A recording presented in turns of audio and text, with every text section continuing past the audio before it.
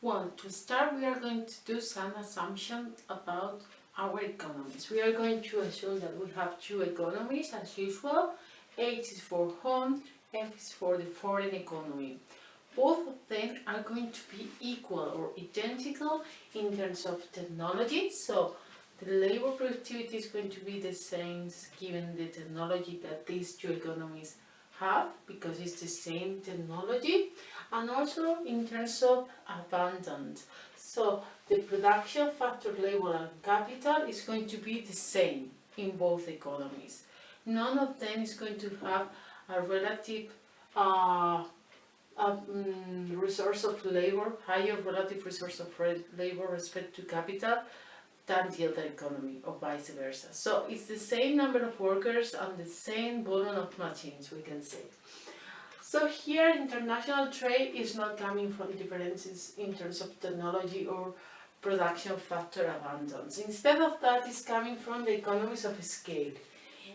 More specifically, now we are going to focus on those internal economies of scales where the size of the firm, not the size of the industry, but the size of each firm is the important thing.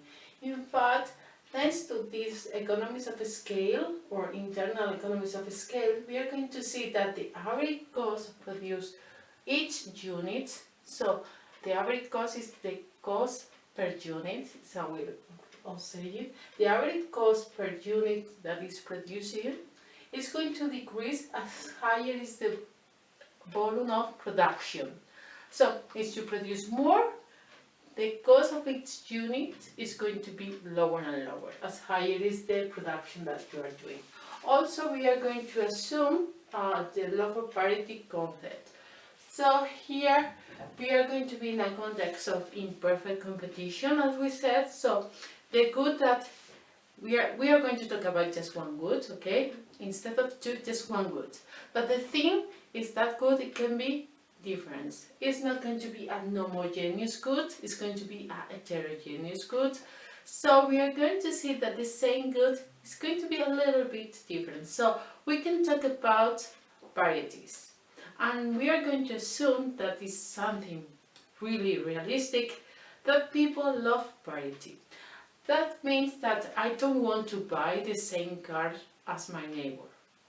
Instead of that, I want to buy something different, a different car that is going also is going to differentiate me as well. So that's why we're going to assume that people love variety, so people want to have something which is different. And the key issue here, because we are going to talk about the internal economies of scale, so economies of scale, a key issue is going to be that fixed cost that each company has to face when they start to produce. And that fixed cost is going to be really high, so the average cost of producing is going to decrease only if you increase your production.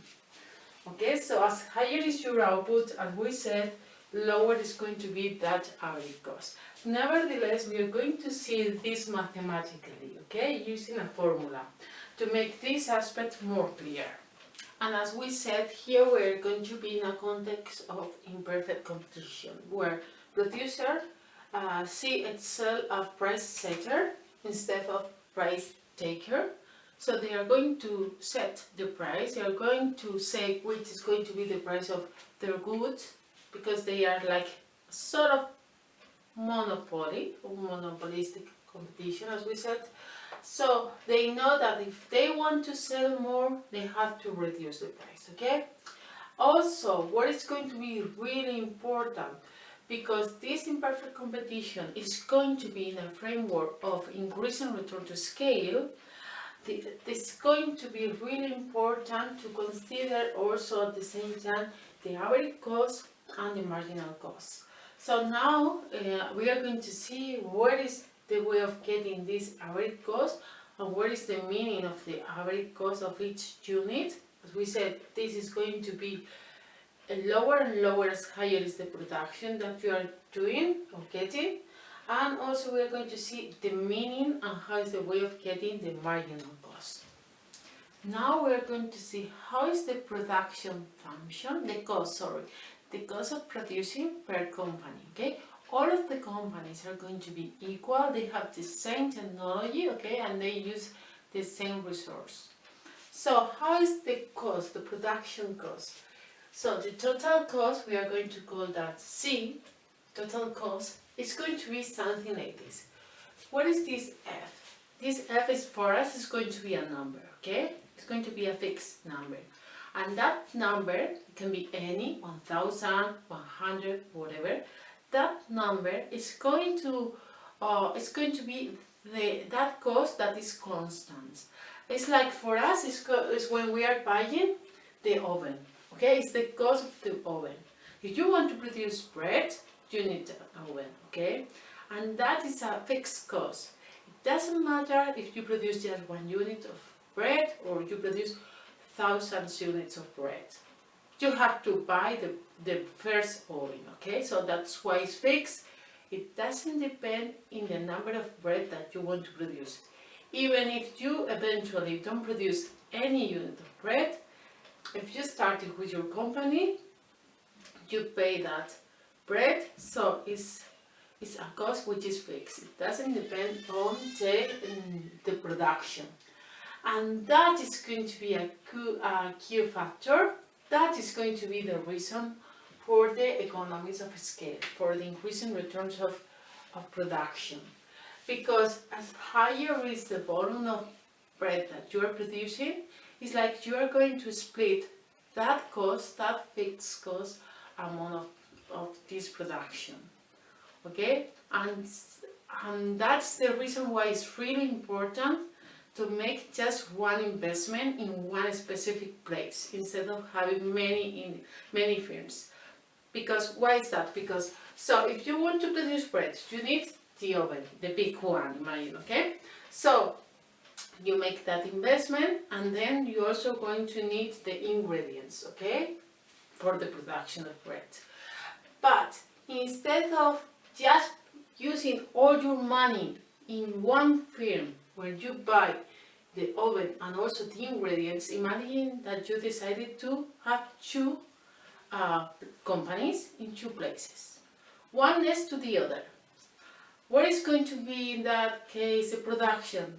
Take a look now. Your money, which is the same amount, you are using that money for the buying of two ovens, both of them really expensive.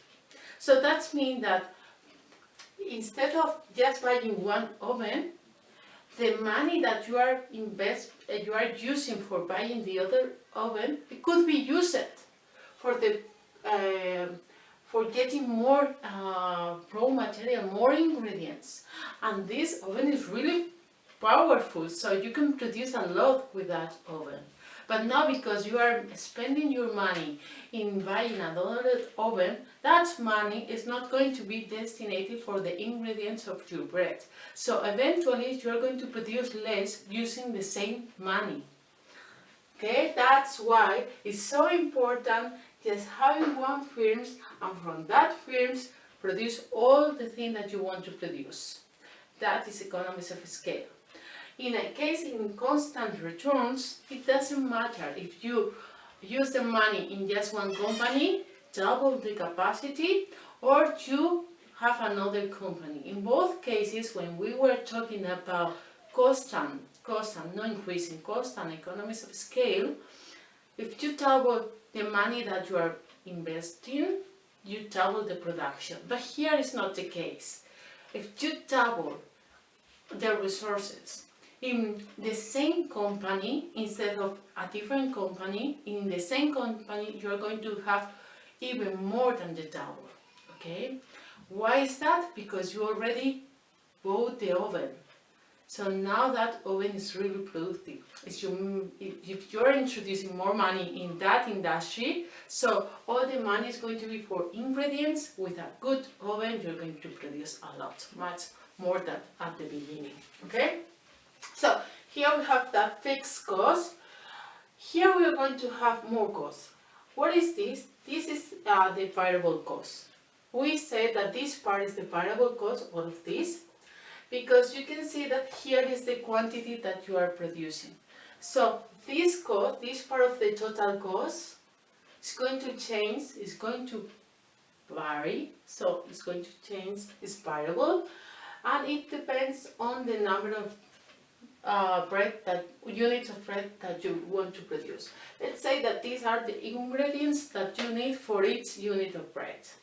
So this variable cost is going to be higher as higher is the number of bread or units of bread that you want to produce. Okay, so we are going to have a fixed cost.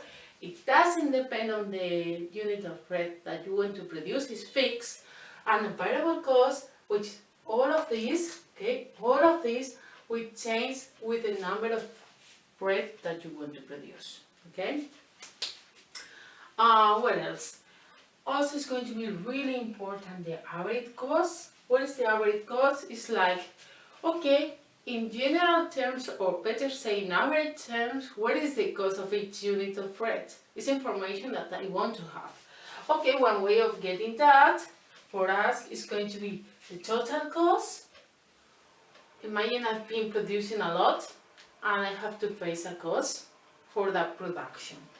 So if I make the division of the total cost over the total production that I've got, that is going to be the average cost of each unit.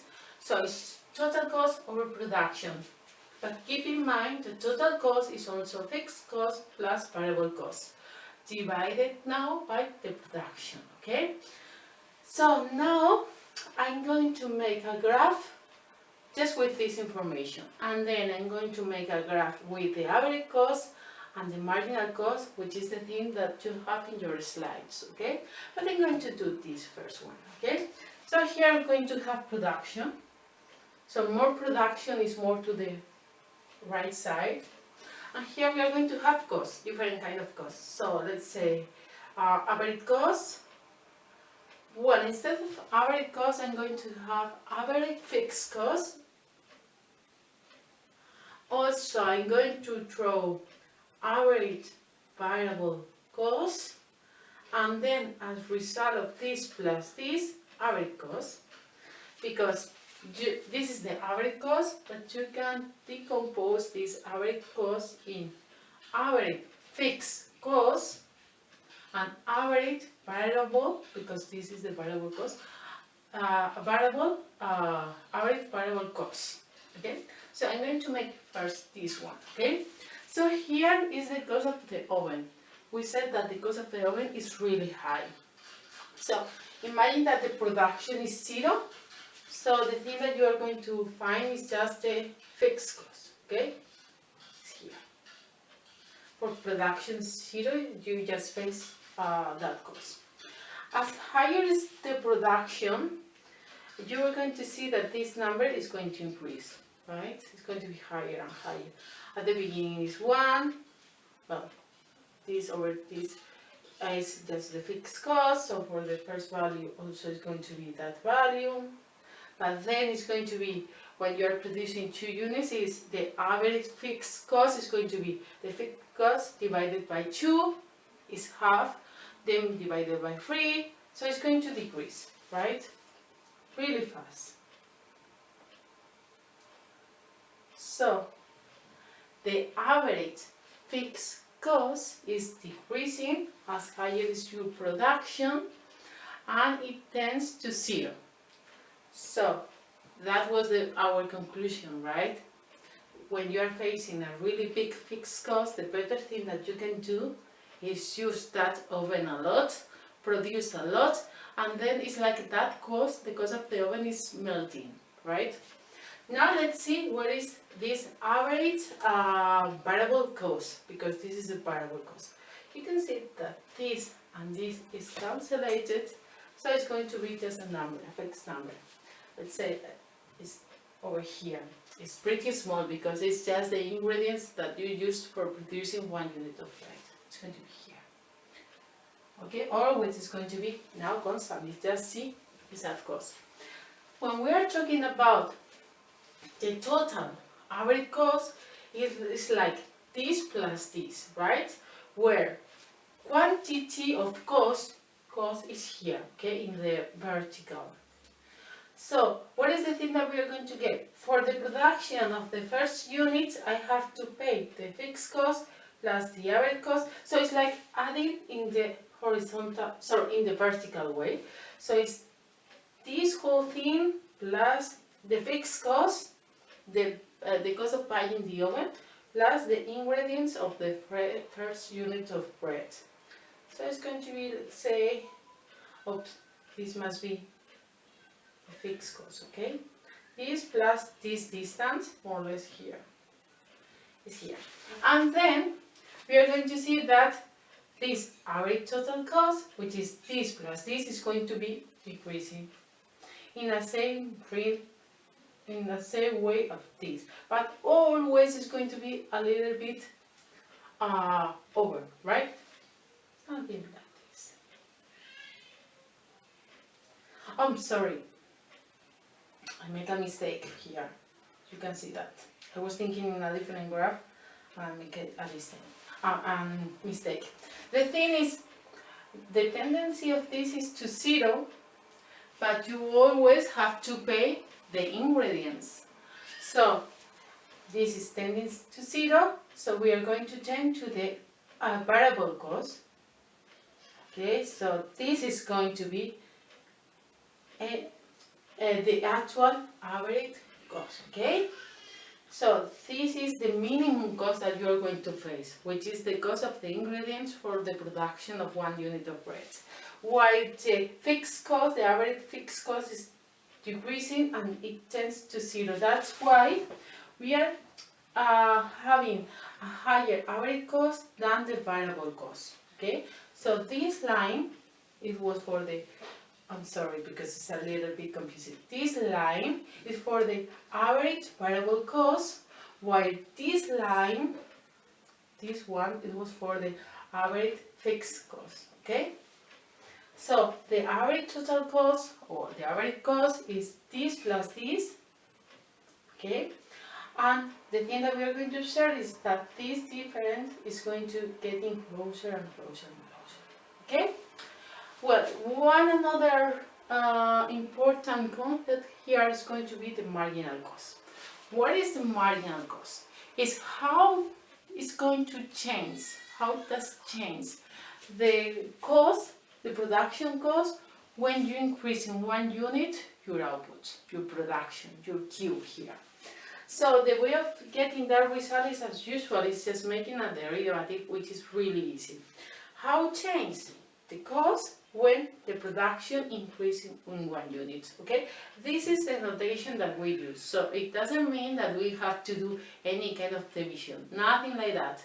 This is just a notation to say how it's going to change the cost with this when the output changes, increasing 1 unit. How is the way of getting that? We need to have a function where cost is in the left side of the equation, which is this one, and then the other one, the other variable, has to be in the right side. In fact, it's here. So here we have the derivative of this function with respect to Q. So the derivative of something that is constant is 0. And here we have our variable, which is Q, times a number. The derivative of that, if you remember, is just a number which is close to our variable. So it's going to be C. We already have that. Okay? What is the meaning of that marginal cost? The meaning of that is if I want to produce 1 unit more of bread, I have to pay this number, C. And what was that number? That number was the cost of the ingredients of 1 unit of bread. It makes sense, right? So it doesn't consider the fixed cost, because the fixed cost doesn't depend on the quantity that you are producing. That is fixed. The thing is, if you want to produce 1 unit more of bread, you at least have to pay for the ingredients of the bread. Okay? Once you already have the oven. And in this case, you can see that this element is equal to this. So here, we are going to see that the average variable cost is equal to the marginal cost. Of course, because the average variable cost, it was the cost per unit, because the cost of the ingredients per unit of bread, which here is equal to the cost of producing 1 unit more of bread. Okay, so now we're going to do the graph of the marginal cost and how is this marginal cost respected to the total average cost or the average cost. Okay, in fact, we are going to see that it's really similar to this graph. We are going to use the average cost, and the only thing that we need to introduce is the marginal cost, which in this case is equal to this average variable cost. So it's going to be this line and this line. Okay, it's going to be that. The only thing that is new here is that I'm also showing you, I also graphing the combination of the two elements that are inside of the average cost instead of just drawing the average cost. I just want to show you why the average cost, it has this shape, okay? And it's coming from this part of the average cost, okay? But nevertheless, I'm going to do it. So we already know how is the marginal cost, which is the cost of producing 1 unit more. In our case, 1 unit more of bread, and that cost was the ingredients that you need for the production of 1 unit of bread. Was C, okay? This one. So it doesn't matter the number of output that you have produced already, that marginal cost is constant. I want to say something. Here, in this subject, well, in this chapter, and we don't have any other chapter more, always is going to be constant.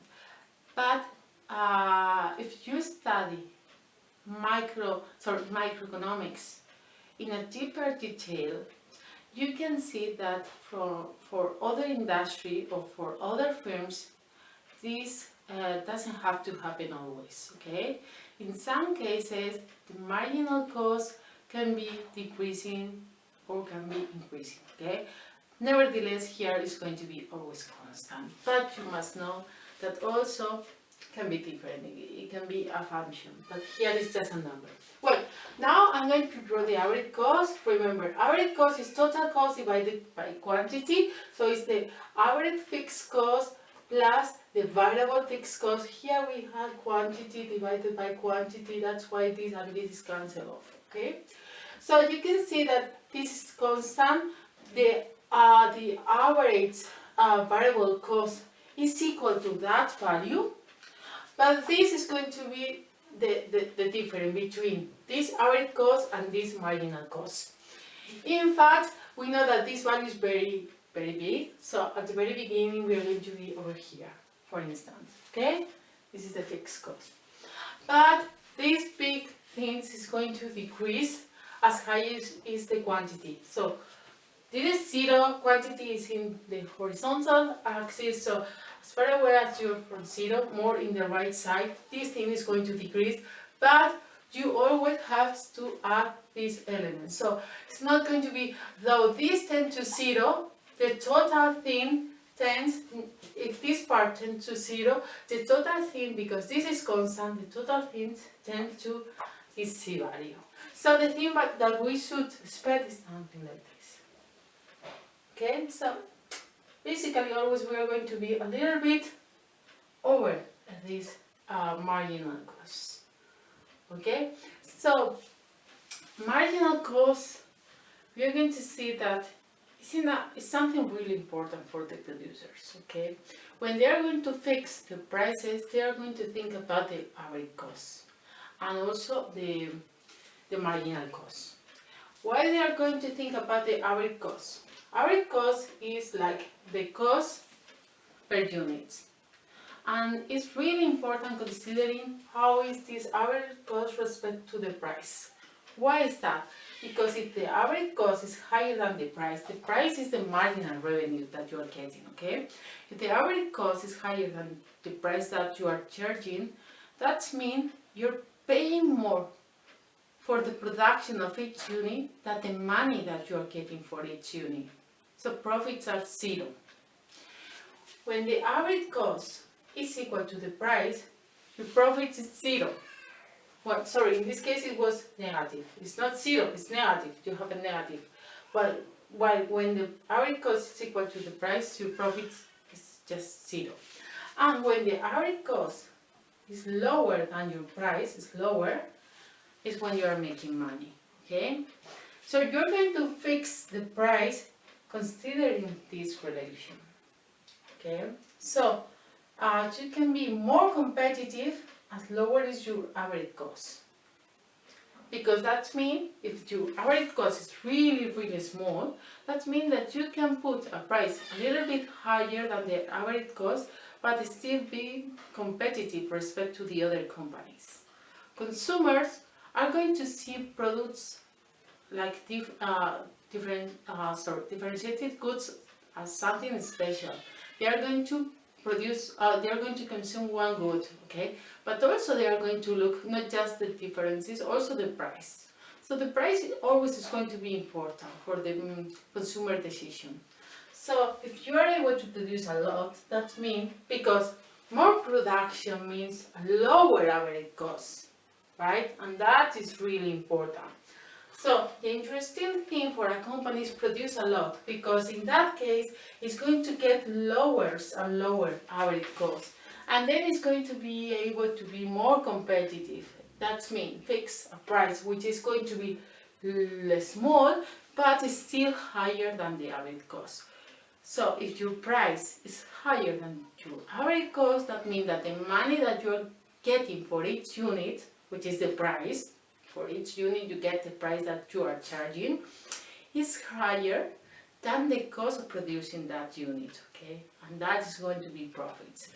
We said that in this context we are going to see companies with profits, okay? So all of them are going to be in this context. But eventually in the long run, because of the competition, there are going to be competitors that want to get your profits. Eventually the profit in this model is zero. So that means the average cost equal to price. Now we are going to add more assumption of this model, okay? All of these are going to be connected with the firm, okay? We are going to say that a firm is going to sell more as higher is the size of the market, so the sales, the number of consumers. Okay, so this S is coming from sale, so it's all the sales that can be done. Or so it's like the size of the demand. Okay, so as higher is the number of consumers that we have, we are going to sell more. Whereas this is going to be the price of my competitors. So as higher is the price of my competitors, I'm going to be able to sell more. Okay? Because I'm going to face a higher demand. Also, we know that we are going to sell less as higher is my price. Okay, so the bar here is to saying that this is for the competitor, while without the bar is because it's my price, okay, as a firm. So I'm going to sell less as higher is my price, and also I'm going to sell less as higher is the number of competitors that I have. Okay, so N here is the number of competitors. If there are many firms, that means that eventually I'm going to sell less, if in comparison with a situation in which the number of firms, so competitors, is smaller. Okay, so how is going to be in a much more specific way the demand that each company is going to face? It's going to be something like this. Okay, so this Q represents the quantity demanded for each firm. So each firm is going to say that the demand that is going to have depend on X, which was the size of the demand, the number of consumers. So as higher is X, higher is going to be my demand, the demand that I'm going to face as producers. So it's positive, the connection. You can see that here is like having a plus. So as higher is this, higher is this. We already know I'm going to sell more as higher is the size of the market. Here we have 1 over N, where N is the number of producers. So as higher is this value, this whole thing is going to be smaller. So eventually my demand is going to be smaller. So as higher is the number of competitors, I'm going to sell less. The demand that I'm going to face is going to be smaller. And here I have my price and the price of my competitors. I can see that my price is a P times my price. Well, more precisely is minus, okay? You can introduce this minus B inside of the bracket and you will have minus P times P. So that means as higher is my price, because it's multiplied by a negative sign, that means as higher is my price, lower is going to be the demand that I'm going to face. While in the case of the price of my competitors, minus times minus is positive, okay? So the effect of the price of my competitors is positive, in the way that as higher is the price of my competitors, I'm going to face a higher quantity demanded, okay? And what is P? Well, P is talking about the sensibility or responsiveness of these differences. So the difference related to my price and the price of my competitors. This relation, it doesn't have to be one by one respect to the quantity demanded. It's going to be weighed by this P. As higher is P, higher is going to be the effect of this differential of prices over the quantity that I'm going to face, okay? I'm going to see as demand. Imagine, for instance, that P is 0 is the smallest case, okay? So that means this is 0, 0 times something is 0, so my demand doesn't depend on differences in prices, right? As higher is P, more important is going to be for consumers the differences between prices. And the same differences between my price and my competitor price is going to have a higher effect on the quantity that I'm going to see as demand as higher is P. Okay? So the same differences, it can have a really negative effect, because here we have negative effect if this value is really high. But if this value is really small, it's like, okay, consumer care about differences in prices, but not so much. It's like they just want to buy one good, one specific variety, and they're going to consider the different prices, but it's like their preferences are very sticky, so no elastic, we can say. So in the case of 0, as we said, if this is 0, it's like consumers here is like, I don't care about prices, I want to buy that good, okay, or the other goods. But as high as B, this consumer is going to be more sensible to small changes in prices. In the way that if my price increase a little bit, imagine that we start in a situation in which prices are equal. If my price increase a little bit, just a little bit, this P is really high, that means that my demand is going to decrease a lot, okay? Or more than in the case in which P is really small. Or also can be the case that this is really big and the demand that the price that changes is this one. Imagine that now both of these are equal and for any reason this increase, my competitor price increase, so that means that this value is going to be negative, minus times minus is going to be positive, so I'm going to have more demand. In fact, that demand, that increase is going to be higher in the case in which P is high respect to the case in which P is small, okay? So it's like a ponderation to see what is going to be the reaction of consumer under different changes on prices and how they are going to demand, or how it's going to change the demand of this good consumer respect to variation of prices, okay? Well, to get the market equilibrium, we are going to do some extra assumptions. Okay, we are going to assume that all firms are equal. So they are symmetric in both dimensions, in the dimension of the demand that they are going to face. So each of them are going to see the same number of consumer or potential consumers, and also in terms of cost. And we said we are going to say that technology is equal, okay? Which is equal across country but also across industry. So all industries are going to face the same cost function, okay? So the next question here in the way of determining the market equilibrium is knowing what is going to be the number of firms of equilibrium, and here number of firms also is equal to the number of varieties, since each firm is going to produce a different variety of the goods. And also we want to know what is going to be eventually the price of that goods, okay? Because all the companies has the same consumption or structure of cost and the same demand, we are going to see that the price is going to be the same across all industry, okay? Across all firms inside of the industry. How is the way of getting this M, which is the number of firms of equilibrium, and this P for the price of equilibrium? It's a three-step method. In the first one, we need to know how is the relationship between the number of firms and the average cost. And that relationship is going to be modeled by a curve. We are going to call that curve the CC curve, okay?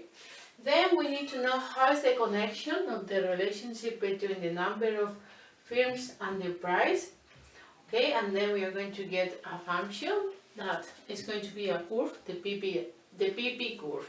And then the equilibrium is going to be the point in which this curve and these curves meet, and we are going to get that values of number of firms that is in an equilibrium situation, and also the price.